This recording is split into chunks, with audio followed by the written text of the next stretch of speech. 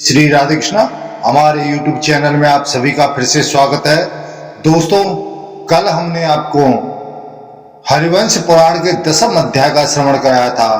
आज हम आपको एकादश अध्याय का श्रवण कराएंगे, जिसके करने से आपको पुत्र संतान की प्राप्ति होगी।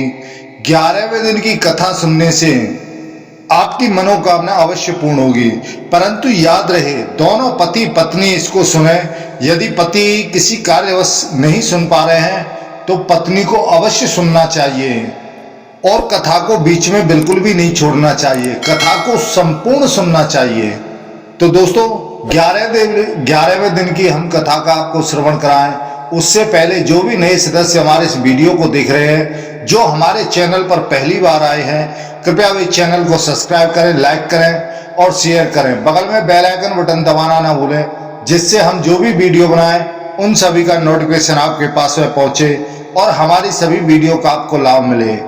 बोलो हरिवंश पुराण की जय, बोलो विष्णु भगवान की जय, बोलो गुरुदेव महाराज की जय, बोलो व्यास जी महाराज की जय। गुरुर्ब्रह्मा गुरुर्विष्णु गुरुर्देवो महेश्वरा, गुरुर् साक्षात् परब्रह्म तस्मै श्री गुरुवे नमः। अखंड मंडलाकारं व्याप्तं येन चराचरं तत्पदं दर्शितं येन तस्मै श्री गुरुवे नमः। कृष्णं नारायणं कृष्णं वन्दे विद्याप्रियं, कृष्णं द्वैपायनं वन्दे कृष्णं वन्दे वृथासुतं। बोलो हरिवंश पुराण की जय।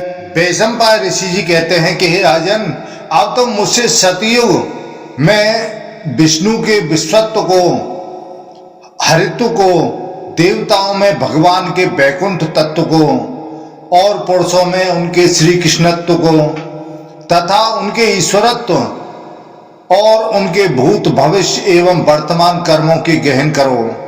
वे सर्वशक्तिमान प्रभु अव्यक्त होने पर भी अपनी मूर्ति को प्रकट किए रहते हैं। वे नारायण अनंत स्वरूप, सबके उत्पत्ति स्थान और अव्यय अविनाशी हैं। सतयुग में ये नारायण रूप होकर हरि मोक्षदायक बने और ये ब्रह्मा, इंद्र, चंद्रमा, धर्म, शुक्र और बृहस्पति के रूपों में प्रकट हुए। इसके अनंतर ये यादव नंदन श्री कृष्ण रूप से अवतार लेने वाले भगवान ही विष्णु के नाम से अदिति के पुत्र बनकर उत्पन्न हुए। उस जन्म में ये इंद्र के छोटे भाई बने थे। देवताओं के शत्रु दैत्य, दानव और राक्षसों का संहार करने के लिए भगवान विष्णु अदिति के यहाँ पुत्र बनकर उत्पन्न हुए। यह उन विभु का प्रसाद वरदान रूप जन्म था। सृष्टि के आदि में इन प्रधानात्मा प्रकृति के संचालक प्रभु ने ही ब्रह्मा को उत्पन्न किया और इन्हीं पुराण पुरुष ने पूर्व कल्प में मरीचि आदि प्रजापतियों की सृष्टि, उन प्रजापतियों ने कश्यप आदि के रूप से अपने स्वरूप का विस्तार करके श्रेष्ठ ब्रह्म वंशों गोत्रों को उत्पन्न किया और उन महात्माओं से सनातन वेद अनेक शाखाओं में विभक्त हो गया।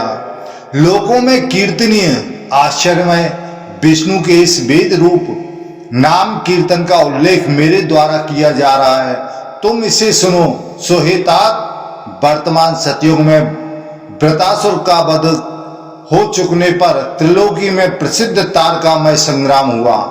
उस समय सब के सब दानव संग्राम में दर्प भरे एवं भयंकर दिखाई देते थे। उन्होंने यक्ष, राक्षस और सर्पों सहित समस्त देवताओं को मारना आरंभ कर दिया। मार खाते खाते जब उनके आयुध क्षीण हो गए, तब वे रण से विमुख हो गए और सबकी रक्षा करने वाले नारायण देव श्री हरि के ही मन से शरण हो गए। इसी बीच में मेघ तपे हुए लोह के समान ज्वाला रहित अंगारे बरसने लगे। वे सूर्य, चंद्रमा आदि ग्रहों सहित आकाश को ढकते हुए दिखाई देते थे। चमकती हुई बिजलियों से व्याप्त हो वे भयंकर बादल बड़े जोर से गरजने और परस्पर वेग से टकराने लगे, क्योंकि उस समय प्रभु आदि 7 प्रकार की हवाएं चल रही थी। बिजली और तपे हुए जल के गिरने तथा वज्र के समान वेग वाली वायु के चलने आदि भयंकर उत्पातों से जलता हुआ सा आकाश मानो करहाने लगा। उस समय हजारों उल्काएं गिरती हुई और फिर आकाश में पहुंच जाती थी तथा विमान नीचे को मुख करके गिरते और फिर उल्टे ही उड़ जाते। 1000 चतुर्युगों के अंत में होने वाले प्रलय के समान लोगों को जो भय प्राप्त होता है, इस उत्पात के भय से उस समय भी वैसे ही चिन्ह दिखने लगे। सारा संस्कार अंधकार से व्याप्त हो जाने के कारण प्रवाहहीन प्रतीत होने लगा। कुछ भी सूझता न था कि क्या करें क्या न करें। अंधकार समूह से आच्छादित हुई 10 दिशाएं ज्ञात ही नहीं होती थी कि कौन सी दिशा किस तरफ को है। जैसे काले मेघों के घिराने पर अमावस्या की रात्रि मूर्तिमती सी दिखाई पड़ती है, वैसे ही अंधकार से सूर्य के तिरोहित होने पर, सूर्य के छिप जाने पर घोर अंधकार से भरा हुआ आकाश शोभायमान नहीं लगता था। उस समय श्याम वर्ण भगवान श्री हरि ने अपनी दोनों भुजाओं द्वारा अंधकार से व्याप्त उन मेघ समूहों को ऊपर की ओर ढकेलकर अपने दिव्य स्वरूप साक्षात्कार कराया। भगवान के विग्रह का वर्ण मेघ और अंजन के समान था। उनके केश भी मेघ के समान काले थे। उनका शरीर तो काले पर्वत के समान कृष्ण वर्ण था ही, उससे तेज भी कृष्ण वर्ण निकल रहा था। वे चमकता हुआ पीतांबर धारण किए हुए थे और तपे हुए सुवर्ण के आभूषण पहने हुए थे। उस समय वे ऐसे लगते थे जैसे घूम के समान अंधकार में शरीर से अवेष्टित होकर प्रलय काल की अग्नि प्रकट हुई हो। इस प्रकार से वह भगवान श्री हरि लग रहे थे। वे अष्टभुज होने के कारण 8 मासल बाहुमूलों से सुशोभित थे। चमकते हुए आभूषणों से युक्त उनका श्री विग्रह शरीर ही ऐसा शोभा देता था जैसे बगलों की पंक्ति से विभूषित मेघ हो। वे सोने की बनी हुई मूठ वाले आयुधों से सुशोभित तथा चंद्रमा और सूर्य की किरणों से दमकते हुए पर्वत के समान अचल थे। कटी प्रदेश में मैनसिल के समान पीले रंग का नाड़ा बंधे हुए थे। उनका एक हाथ नंदक नाम के खड़ग से सुशोभित था। वे दूसरे हाथ में सर्पाकार लहरदार बाण धारण किए हुए थे। शक्ति से उनके विचित्र शोभा हो रही थी। तीसरे हाथ में हल लिए हुए रहने के कारण वे बहुत ऊंचे दिखाई दे रहे थे। अन्य 3 हाथों में उन्होंने शंख चक्र गदा धारण कर रखी थी। एक हाथ में उनके सारंग सिंह का बना हुआ धनुष। भगवान विष्णु एक पर्वत के समान दिख रहे थे, इतने बड़े दिखाई दे रहे थे। उनके अंगों में जो श्री है वे ही वृक्ष स्थानीय थी। जैसे पर्वत का मूल भाग क्षमा पृथ्वी पर प्रतिष्ठित है, उसी तरह श्री हरि की प्राप्ति का मूल क्षमा भाव है। भय के अवसरों पर अभयदान देने वाले पर्वत के समान अटल भगवान विष्णु को दैत्यों से हारे हुए देवताओं ने आकाश के बीच दिव्य लोक में रथ में बैठे हुए देखा। उस रथ में हरे रंग के घोड़े जुते हुए थे। वह गरुड़ की ध्वजा से शोभित था। सूर्य और चंद्रमा रूपी पहियों से वह सुंदर दिखाई दे रहा था। उसके भीतर भाग को मंदिराचल रूपी धुरे ने धारण कर रखा था। भगवान शेष की उसमें रश्मि लगाई हुई थी।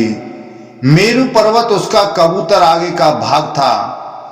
तारे ही उसमें रंग बिरंगे फूलों के रूप में सजे हुए थे तथा ग्रह नक्षत्र उसमें डेरी के रूप में लगे हुए थे। उस समय इंद्र आदि समस्त देवताओं ने जय जय शब्द का उच्चारण किया कि प्रभु की जय हो, प्रभु की जय हो, और हाथ जोड़कर शरण देने वाले भगवान विष्णु की शरण में चले गए। विष्णु को देवता बहुत ही प्रिय हैं, अतएव उन्होंने देवताओं की उस वाणी को सुनकर महायुद्ध में दानवों के नाश करने का अपने मन में विचार किया। उत्तम आकाश में विराजमान उन पुरुषोत्तम भगवान विष्णु ने सब देवताओं से प्रतिज्ञा पूर्वक यह बात कही कि देवताओं, तुम्हारा कल्याण हो। अब तुम शांत हो जाओ, तुम डरो बिल्कुल भी मत, और ऐसा समझना चाहिए कि तुम त्रिलोकी का राज्य अपना ही मानो और उस पर अधिकार करो। तुम्हें बिल्कुल भी डरने की आवश्यकता नहीं है। सत प्रतिज्ञा भगवान विष्णु के वाक्य से आश्वासित हो देवता अत्यधिक प्रसन्न हो गए, मानो उनको क्षीर सागर से प्रकट हुआ अमृत मिल गया हो। उस समय अंधकार दूर हो गया, मेघ विलीन हो गए, सुखदायक वायु चलने लगी और दसों दिशाएं निर्मल हो गईं। सुंदर प्रभाव वाले नक्षत्र चंद्रमा की और प्रकाशमान ग्रह सूर्य की प्रदक्षिणा करने लगे। ग्रहों ने आपस में टकराना छोड़ दिया, नदियों का जल निर्मल हो गया और देवयान, पितृयान और मोक्ष मार्ग नामक तीनों मार्ग भी रज, जो धूल या रजोगुण से रहित हो गए थे, वह भी सब सही हो गए, अच्छे हो गए। नदियां अपनी दिशा में बहने लगी, समुद्रों का क्षुब्ध होना बंद हो गया, मनुष्यों के मनों में इंद्रियों को शुभ कामों में लगाने की इच्छा होने लगी। महर्षि शोक रहित होकर उच्च स्वर से वेद ध्वनि करने लगे। अग्निदेव भी यज्ञों में पवित्र और स्वादु हवि का भक्षण करने लगे। हे पृथ्वीनाथ, सच्ची प्रतिज्ञा करने वाले देव पूज्य भगवान विष्णु के द्वारा की गई शत्रु नाश की प्रतिज्ञा सुनकर के सभी प्राणी अपने मन में प्रसन्न होकर परम प्रीति से यज्ञ आदि धर्मानुष्ठान में प्रवृत्त हो गए। तब वैशंपायन जी कहते हैं कि हे जन्मेजय, भगवान विष्णु की ओर से भय प्राप्त हुआ। यह सुनकर रण दुर्जय दैत्यों और दानवों ने युद्ध के लिए बड़ा भारी उद्योग किया। मयासुर एक सुवर्णमय रथ पर आरूढ़ हुआ, जिसका विस्तार 1200 हाथ का था। उसमें 4 पहिए लगे थे। वह रथ टूटने या बिगड़ने वाला नहीं था। कैसी ही विषम भूमि क्यों ना हो, उसमें वह आगे बढ़ जाता था। उस रथ में बड़े बड़े आयुध ढंग से सजाकर रखे गए थे। उसमें छोटी छोटी घंटियों से युक्त झालरें लगी थीं, जिनसे मधुर ध्वनि का विस्तार हो रहा था। रथ के ऊपरी भाग में उसकी रक्षा के लिए चीते की खाल मढ़ी गई थी। उस रथ में भांति भांति के रत्न जड़े गए थे तथा सोने की जालियां उसकी शोभा बढ़ा रही थी। उसका धुरा बहुत अच्छा था। वह रथ अच्छी श्रेणी के रथों में से सबसे बहुत अच्छा माना जाता था। उसकी बैठक बड़ी सुंदर थी। वह देखने में पवित्र पर्वत जैसा जान पड़ता था। उसमें जीव जंतुओं के चित्र अंकित थे। भांति भांति के पक्षियों के चित्र भी उसकी शोभा बढ़ा रहे थे। उसके भीतर दिव्यास्त्र और तरकस रखे गए थे। उस रथ में मेघ गर्जना के समान गंभीर गरगर शब्द होता रहता था। गदाओं और परिधों से परिपूर्ण वह विशाल रथ मूर्तिमान समुद्र सा जान पड़ता था। वह काफी लंबा और चौड़ा था। उस रथ में जहां जहां संधि स्थलों को बांधे रखने के लिए पट्टियां लगी थी, वहां वहां वे पट्टिकाएं सुवर्ण निर्मित केयूर और बलय के सदृश शोभा पाती थी। उसका कुंवर सोने का मंडल सा जान पड़ता था। ध्वजा पताकाओं से सुशोभित वह ऊंचा रथ सूर्य मंडल से विवासित मंद्राचल सा जाना पड़ता था। दूर से देखने पर उसका रंग बड़े बड़े गजराजों, मेघों की घटाओं तथा भालुओं के समान जान पड़ता था। उसमें 1000 रीछ जुटे हुए थे। उसकी गरगराहट सहस्रों मेघों की गर्जना तिरस्कृत किए देती थी। वह दीप्तिमान दिव्य रथ आकाश में भी चल सकता था और शत्रु पक्ष के रथों को तोड़ फोड़ डालने में समर्थ था। युद्ध की आकांक्षा रखने वाला मयासुर उस रथ पर सवार हुआ मानो अंशुमाली सूर्य दीप्तिमान मेरु पर्वत पर आरूढ़ हो। तार नामक दैत्य लोहे के बने हुए उत्तम रथ पर आरूढ़ हुआ, जिसका विस्तार 1 कोस का था। उसके ऊपर कोए के चिन्ह से सुशोभित ध्वजा फहरा रही थी। उसके भीतर शिलाखंडों के समूह भरे हुए थे। वह नीली कंजल राशि के समान प्रतीत होता था। उसमें काले लोहे के 8 पहिए लगे थे। उसके ईसा दंड हर्षे या बम जुटा हुआ था और कुंवर भी लोहे के ही बने हुए थे। उसकी कांति काले कोयले के समान काली थी। वह अपनी घरघराहट से गरजता हुआ मेघ सा जान पड़ता था। उसके ऊपर लोहे की बहुत सी जाली लगी हुई थी, जिसमें झरोखे शोभा पाते थे। वह रथ लोहे के परिधों तथा फेंकने योग्य पत्थरों के गोलों से भरा था। बहुत से भाले विस्तृत, पास बहुसंख्यक लटकते हुए मुदगर, डरावने तोमर और फरसे उसकी शोभा बढ़ा रहे थे। वह शत्रुओं के लिए दूसरे मंद्राचल की भांति उदित हुआ था। उस श्रेष्ठ रथ में 1000 गधे जुते हुए थे। क्रोध में भरा हुआ विरोचन नामक दैत्य हाथ में गदा लिए हुए उस सेना के मुहाने पर खड़ा हो गया। वह देखने में ऐसा जान पड़ता था मानो कांतिमान शिखर से युक्त कोई पर्वत खड़ा हो। दानव हयग्रीव शत्रुओं की सेना को कुचल डालने में समर्थ था। उसने 1000 घोड़ों से जुते हुए रथ को अपना वाहन बनाया। 12 बराह नामक दानव कई हजार हाथ लंबा विशाल धनुष टंकारता हुआ दैत्य सेना के अग्रभाग में खड़ा हो गया। वह उस समय बरोह जटाओं से युक्त बरगद के समान प्रतीत होता था। खर नामक दैत्य अपने नेत्रों से रोष जनित आंसू बहाता हुआ बड़े दर्प के साथ आया और युद्ध की इच्छा से डट गया। उस समय उसके दांत, ओठ और मुख क्रोध से फड़क रहे थे। त्वष्टा नामक बलशाली दानव 18 घोड़ों से जुते हुए रथ पर सवार होकर आया और व्यूह में खड़े हुए दानवों के साथ स्वयं भी व्यूह का एक अंग बनकर सब ओर घूमने लगा। विप्रचित्त का पुत्र श्वेत सफेद कुंडलों से विभूषित हो युद्ध के लिए सामने आकर डट गया। वह श्वेत पर्वत के समान दिखाई देता था। बलि का ज्येष्ठ पुत्र अरिष्ट पर्वतीय शिलाखंडों से आयुक्त के रूप में धारण किए हुए शत्रुओं का सामना करने के लिए खड़ा हुआ। उसने युद्ध की कला में विशेष परिश्रम किया था। वह दूसरे पर्वत के समान प्रतीत होता था। किशोर नामक दैत्य चाबुक से हाके गए बछड़े के समान बड़े हर्ष और उत्साह के साथ आकर दैत्य सेना के बीच भाग में खड़ा हो गया। वह नवोदित सूर्य के समान शोभा पा रहा था।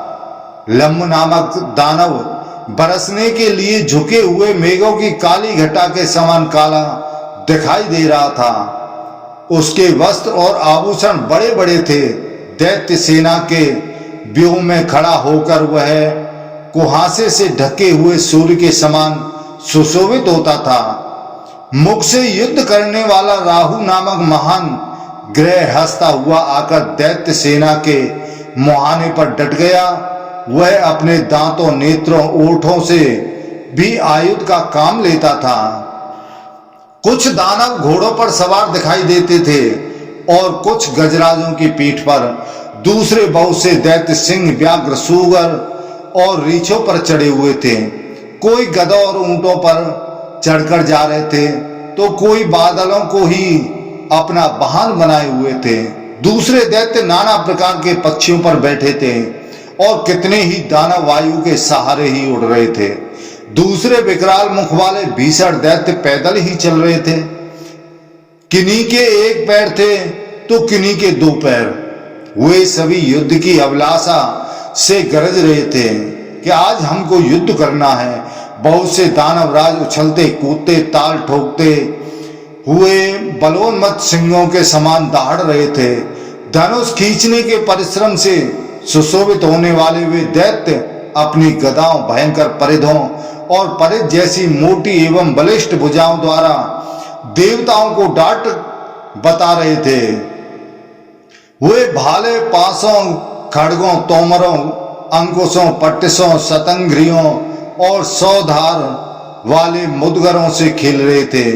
वे श्रेष्ठ दैत्यवीर पहाड़ों से टूटकर गिरी हुई बड़ी बड़ी चट्टानों, शैल शिखरों, परिधों, चक्रों तथा अन्य उत्तमोदत आयुधों से अपनी सेना को आनंदित कर रहे थे। इस प्रकार युद्ध के लिए बलाभिमान से उन्मत्त हुई वह दानवों की संपूर्ण सेना मेघों की घिरी हुई घटा के समान देवताओं के सम्मुख डटकर खड़ी हो गई।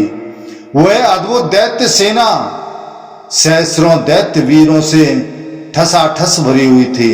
वायु, अग्नि, जल, मेघ एवं पर्वतमालाओं के समान दिखाई देती थी।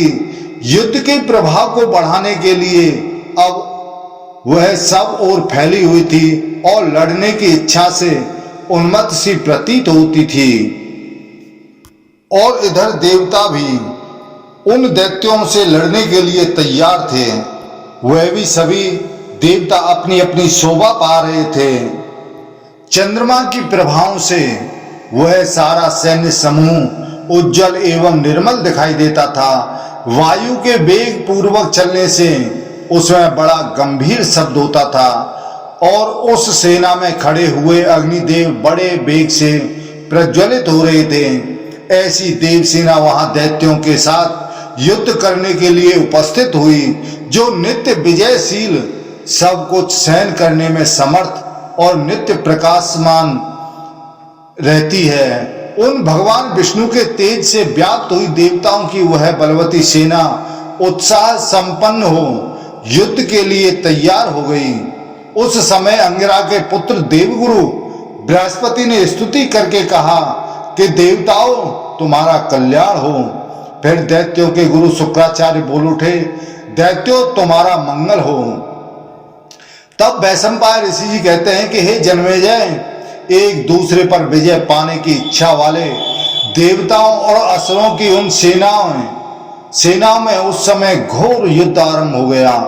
दानव सैनिक नाना प्रकार के हथियार उठाए हुए देवताओं के साथ युद्ध करते हुए उनसे भिड़ गए, मानो एक श्रेणी के पर्वत दूसरी श्रेणी के पर्वतों से टकरा रहे हों। देवताओं और असुरों का वह तुमुल युद्ध अत्यंत अद्भुत प्रतीत होता था, मानो धर्म और अधर्म परस्पर जूझ रहे हों, दर्प और विनय एक दूसरे से लड़ रहे हों। उसके पश्चात रथों के वेग पूर्वक दौड़ने, घोड़ों के एड़ लगाकर भगाए जाने, चारों ओर तलवार हाथ में लिए हुए योद्धाओं के आकाश में उछलने, मुसलों के फेंके जाने, बाणों के चलाने, धनुषों को खींचे जाने और मुदगरों से गिराए जाने से देवताओं और दानवों से भरा हुआ वह घोर युद्ध प्रलय काल की अग्नि के समान संपूर्ण जगत को त्रास देने लगा। उस सम्रांग में समस्त दानव देवता हाथों से छोड़े गए परिधों और फेंके जाते हुए पर्वत शिखरों की चोट से इंद्र आदि देवताओं को घायल करने लगे। युद्ध स्थल में अपनी विजय से उल्लसित एवं सुशोभित होने वाले महाबली दानवों की मार खाकर समस्त देवता मन ही मन खिन्न हो उठे। उन्हें बड़ी पीड़ा हुई।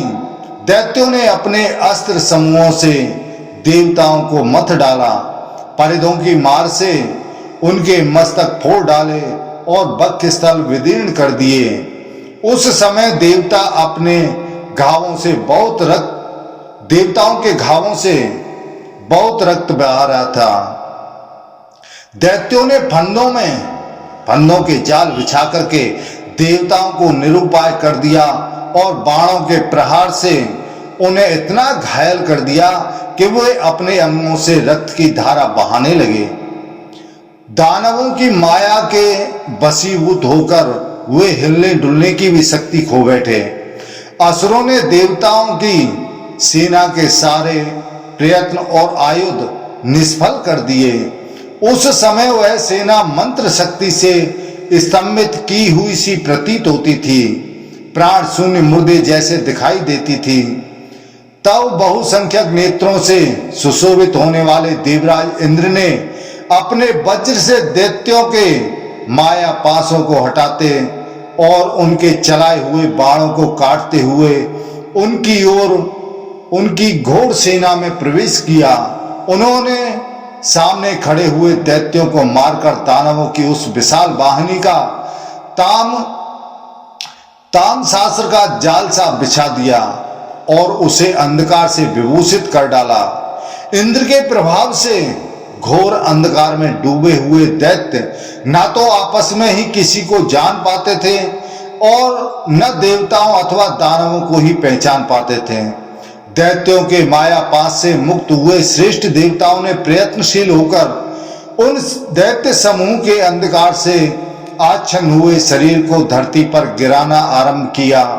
अंधकार से नीली कांति धारण करने वाले वे दानव देवताओं की मार खाकर मूर्छित हो पंख कटे हुए पर्वतों के समान धराशायी होने लगे।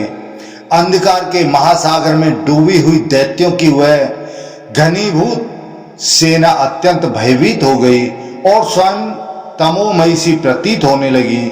तब मैं दानव नामक वाले दानव इंद्र के द्वारा फैलाई हुई उस तामसी माया को नष्ट करते हुए एक महामाया की सृष्टि की, जो और नामक अग्नि यानी जिसको हम बड़वानल कहते हैं के द्वारा रची गई थी और प्रलय काल की अग्नि के समान अत्यंत भयंकर थी।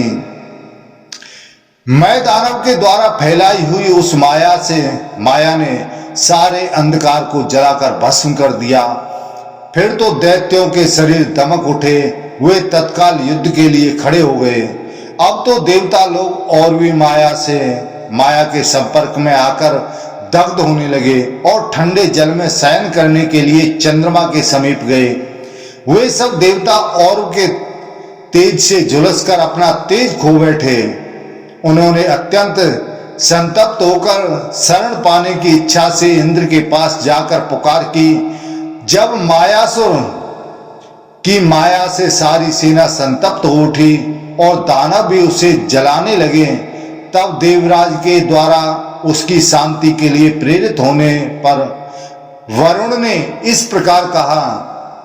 वरुण कहते हैं कि हे देवेंद्र, पूर्व काल में ऊर्ध नाम से प्रसिद्ध एक तेजस्वी मुनि थे जो ब्रह्मर्षि भृगु के पुत्र थे। वे गुणों में ब्रह्मा जी के समान थे। उन्होंने अत्यंत दारुण तप करना आरंभ किया। जैसे सूर्य इस अव्यय जगत को सदा तपाते रहते हैं, उसी प्रकार वे भी अपनी तपस्या को सबको ताप देने वाले लगे। तब ब्रह्मर्षियों सहित देवता और मुनिगण उनके पास आए। दानव हिरण्यकश्यपु भी, जो समस्त दानवों का स्वामी था, किसी भी समय उन परम तेजस्वी महर्षि के पास आया और उनसे शांति के लिए प्रार्थना करता रहा।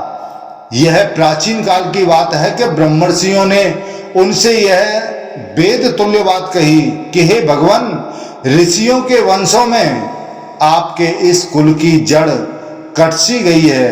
एकमात्र आप ही अपने कुल में बच्चे हैं और आपके कोई संतान नहीं है, तो भी आप गोत्र का अनुसरण नहीं करते हैं। उसकी परंपरा को बनाए रखने के लिए कोई प्रयत्न नहीं करते हैं। केवल नैष्ठिक ब्रह्मचर्य का व्रत धारण करके तपस्या जनक क्लेश का ही अनुगमन कर रहे हैं।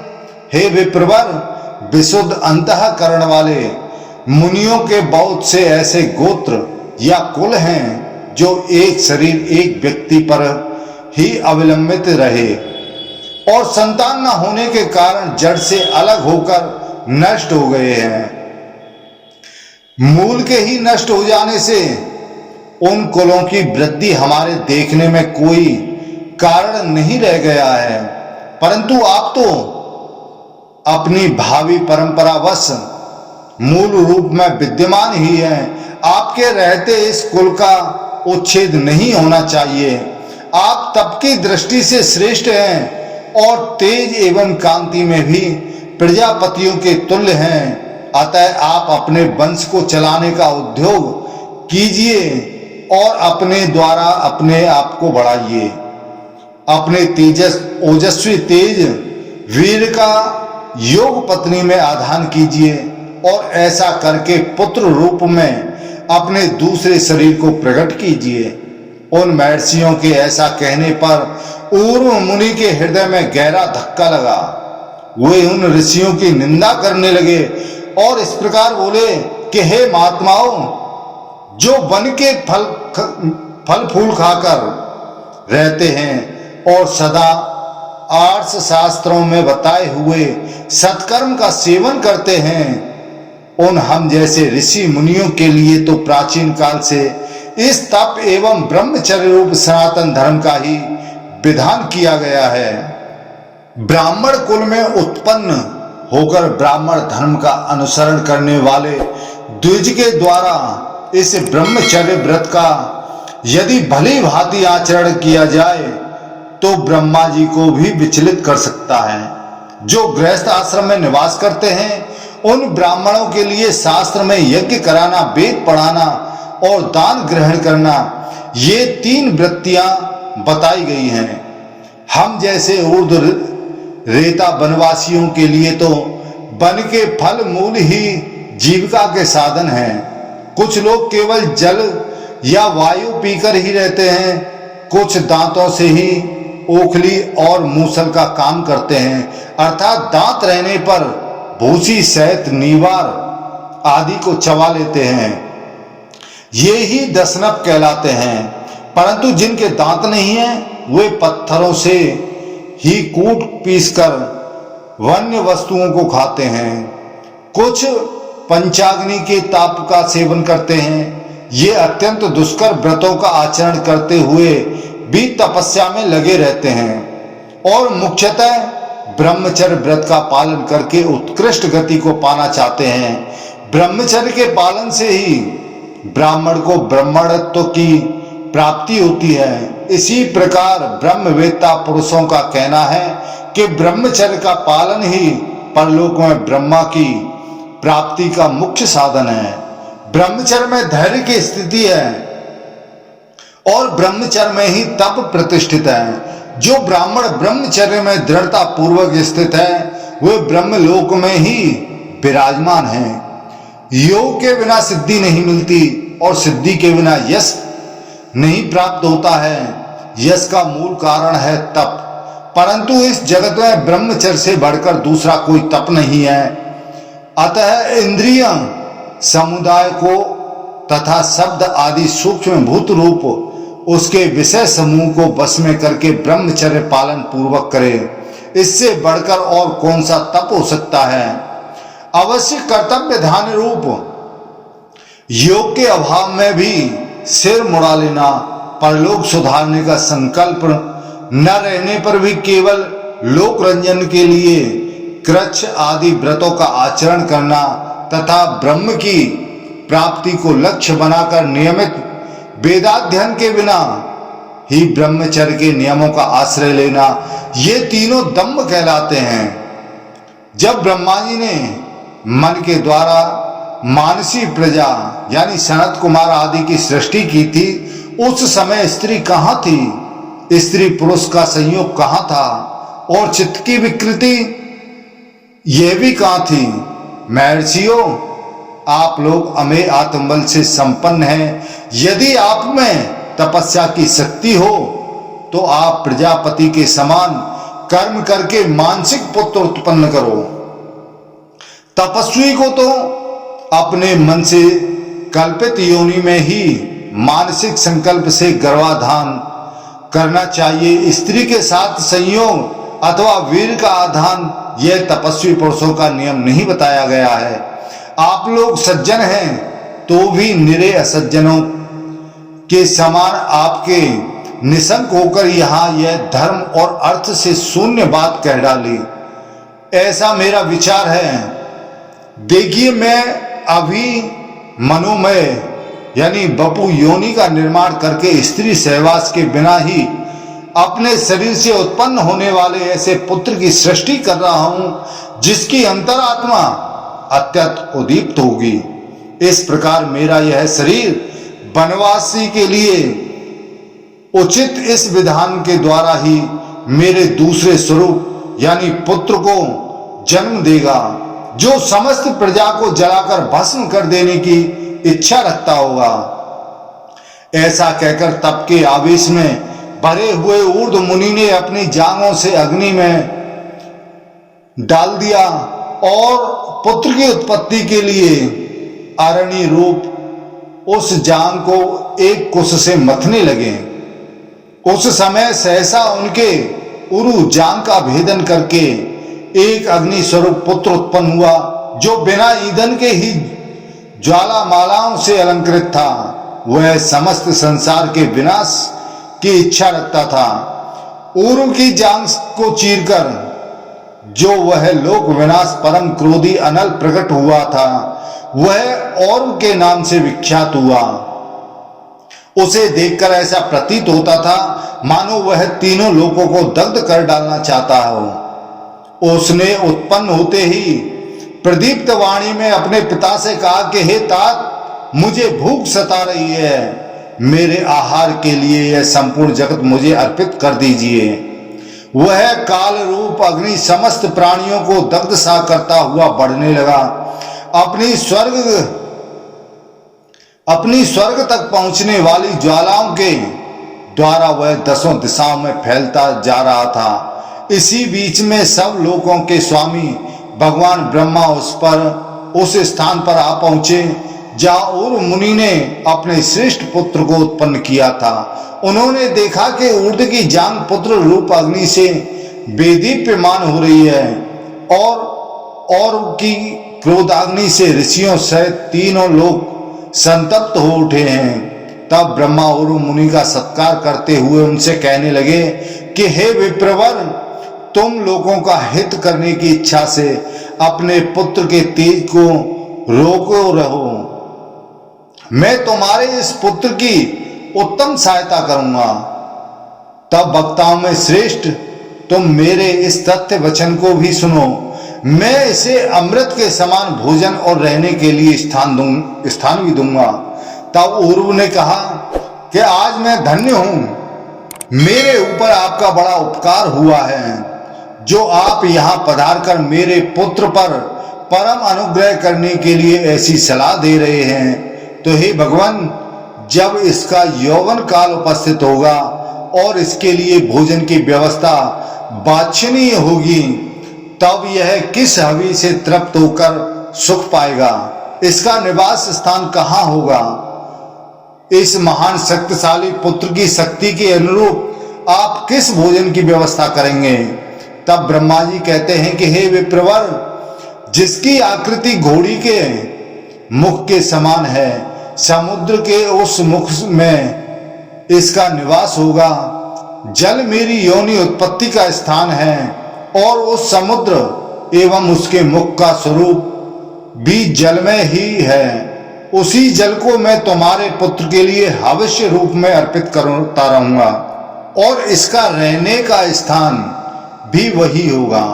यह जलमय हविष्य का पान करता हुआ सदा वही रहे। हे सुब्रत, तदनंतर प्राणियों का प्रलय काल आने पर यह और मैं दोनों साथ साथ संपूर्ण लोकों में बारंबार विचरेंगे।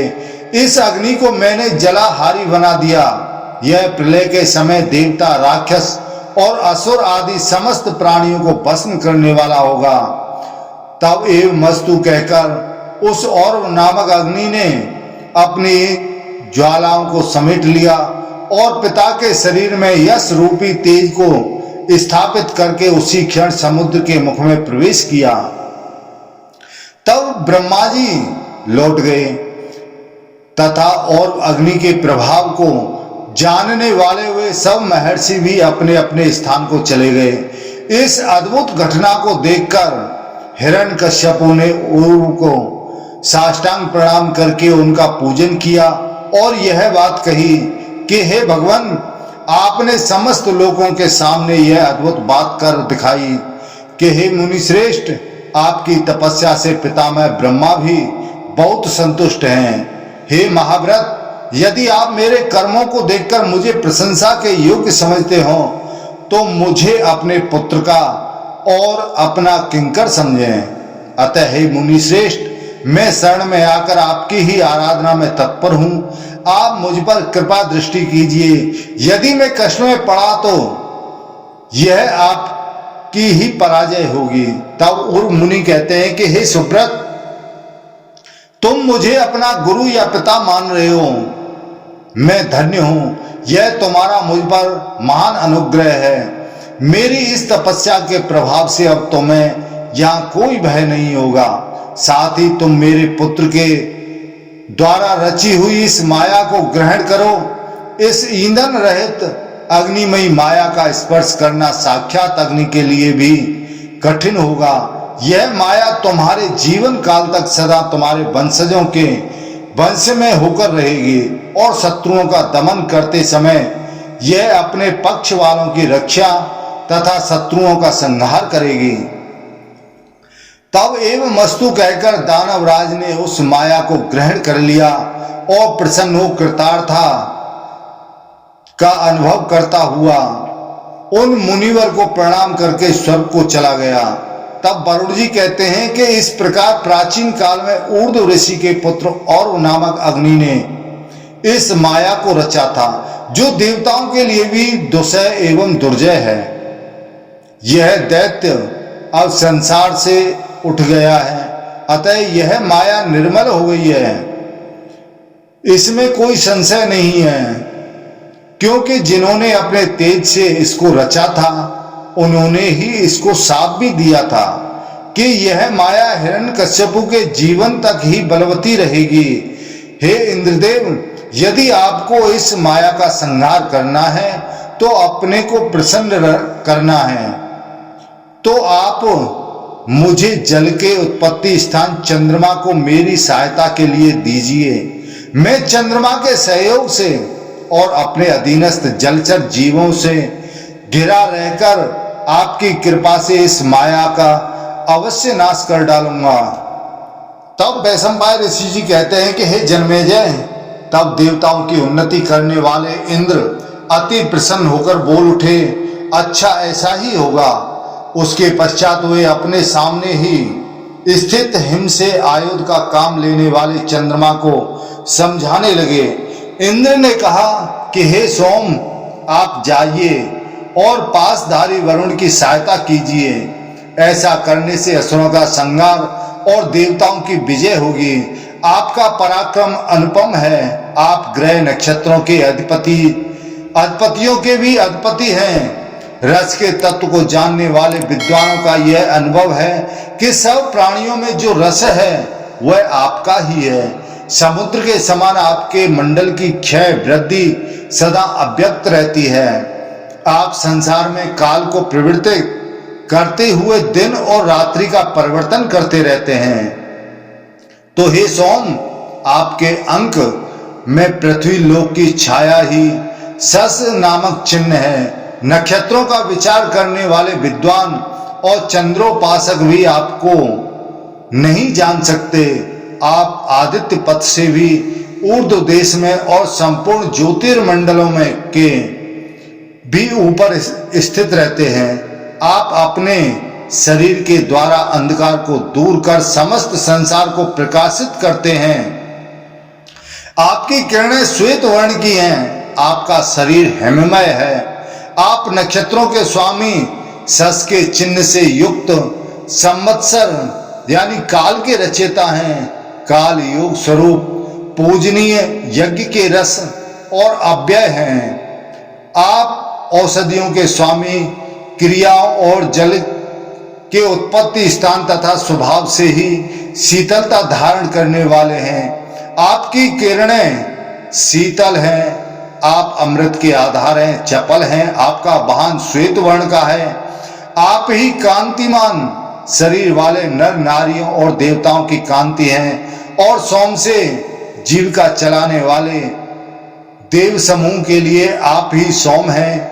आप सभी प्राणियों के लिए सौम्य हैं अंधकार का नाश करने वाले हैं तथा नक्षत्रों के राजा हैं।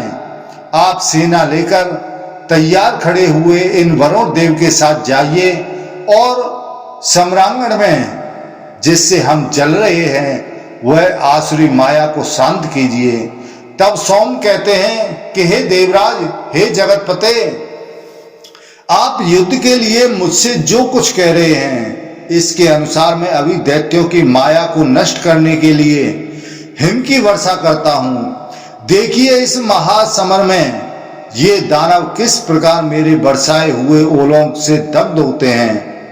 हिम से अवेष्टित होने पर कैसे इनकी माया नष्ट होती है और किस प्रकार इनका सारा मद उतर जाता है।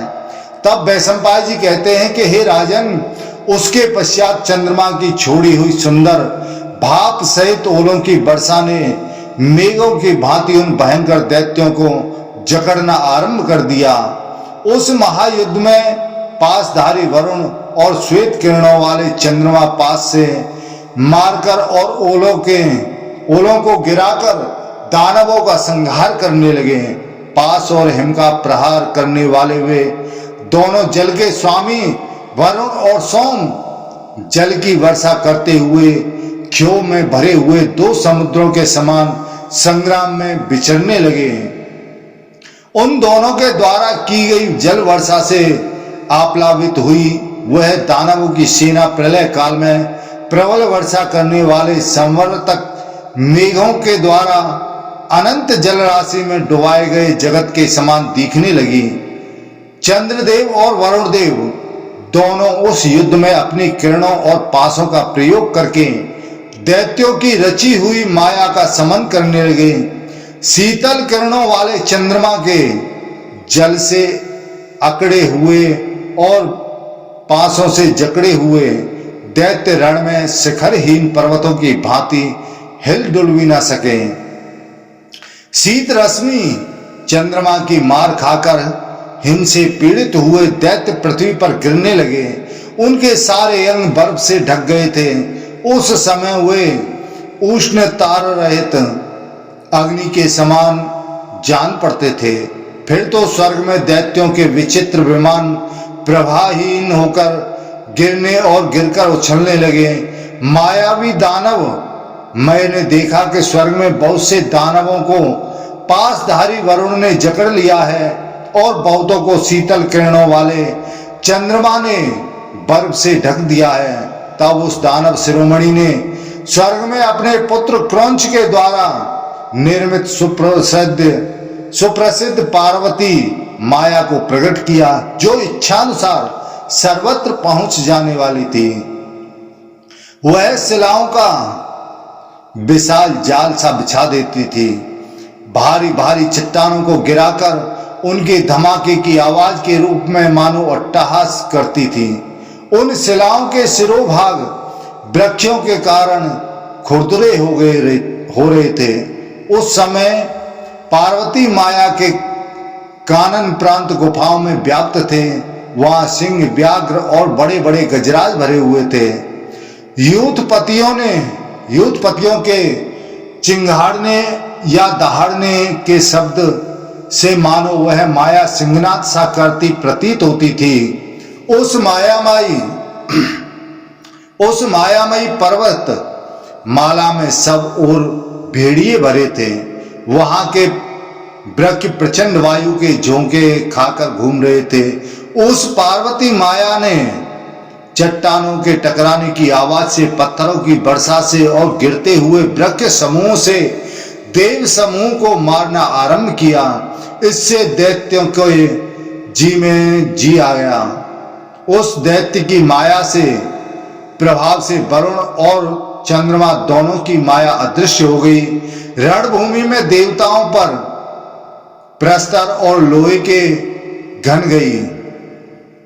घन इस प्रकार बरसने लगे, उनमें लगने लगे जैसे पर्वतों के कारण वहां की भूमि पर चलना कठिन हो जाता है। इसी प्रकार वहां गिरे हुए शिलाखंडों के समूह से विषम और वृक्ष एवं पर्वतों के बिछ जाने से संकीर्ण हुई उस रणभूमि में चलना फिरना दुर्लभ हो गया था। उस समय युद्ध में ऐसा कोई देवता नहीं दिखाई देता था जिसके शरीर पर पत्थरों से चोट न आई हो, जिस पर शिलाओं की मार न पड़ी हो तथा जो सब ओर गिरे हुए वृक्ष समूहों से अवरुद्ध न हुआ हो। उस समय भगवान गदाधर को छोड़कर शेष देवताओं की वह सारी सेना निरुपाय एवं निचेष्ट हो गई थी। सबके हाथ से धनुष नीचे गिर गए थे और आयुधों के टूट जाने से सबके मुख पर मलिनता सी छा गई। अवश्य ही युद्ध में विराजमान श्रीमान भगवान विष्णु उस समय भी कंपित नहीं हुए और सहनशील होने के कारण उन जगतपति भगवान गदाधर को क्रोध भी नहीं आया। श्याम मेघ की सी कांति वाले और समय को पहचानने वाले भगवान विष्णु युद्ध में समय की बाट देखने लगे।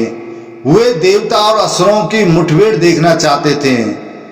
उधर मैं दानव की रची हुई माया रणभूमि में उत्तर बढ़ रही थी। उसे शांत करने के लिए भगवान ने अग्नि और वायु को आज्ञा दी कि तुम दोनों इस माया को नष्ट कर डालो।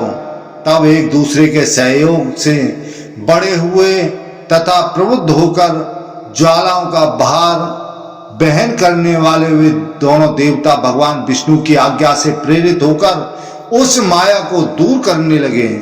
वायु के प्रचंड वेग से आहत हो विमान सब ओर टूट टूट कर गिरने लगे। माया का बंधन नष्ट हो गया तथा भगवान विष्णु की स्तुति करने लगे। दानवों के प्रयत्न निष्फल हो गए। त्रिलोकी का बंधन जाता रहा और देवता सब और अत्यंत हर्ष से भरकर साधु साधु कहने लगे। सहस्र नेत्रधारी इंद्र की विजय हुई और मैं दानव की पराजय। संपूर्ण दिशाएं शुद्ध हो गई और सब और धर्म का विस्तार होने लगा। चंद्रमा का मार्ग प्रशस्त हो गया। सूर्य अपने मार्ग में स्थित हुए। तीनों लोक अपनी स्वाभाविक स्थिति में स्थित हो गए और मनुष्य सदाचार को ही अपना बंधु मानने लगे। मृत्यु की मर्यादा निरत हो गई। अग्निहोत्र का कार्य ठीक ढंग से चलने लगा। देवता यज्ञों में भाग पाने तथा स्वर्ग का मार्ग दिखाने लगे। समस्त लोकपाल अपनी अपनी दिशाओं में निर्भय होकर विचरने लगे। शुद्ध आत्मा पुरुष तपस्या में प्रवृत्त हो गए, अभ्युदय के भागी होने लगे तथा दुराचारी मनुष्य का विनाश होने लगा। देवताओं का दल प्रसन्न रहने लगा। दैत्यों के समुदाय पर विषाद सा छा गया। धर्म के 3 पैर जम गए और अधर्म का एक ही पैर शेष रह गया, जिस पर चलने वाले पुरुषों के लिए मोक्ष का महान द्वार खुल जाता है। वह सत्पुरुषों का मार्ग पुनः चालू हो गया। इस जगत में चारों वर्णों और चारों आश्रमों के लोग अपने अपने धर्म का पालन करने लगे। तो दोस्तों, जो भी इस कथा को सुनता है या पढ़ता है उसके घर में संतति की प्राप्ति होती है और उसके सभी कार्य बनते हैं और सुख समृद्धि की प्राप्ति होती है। तो दोस्तों, आज हमने आपको 11वें दिन की कथा का श्रवण कराया है। यह वीडियो आपको कैसा लगा? हमें उम्मीद है अच्छा लगा होगा। कृपया चैनल को सब्सक्राइब जरूर करें। जय श्री राधे कृष्णा।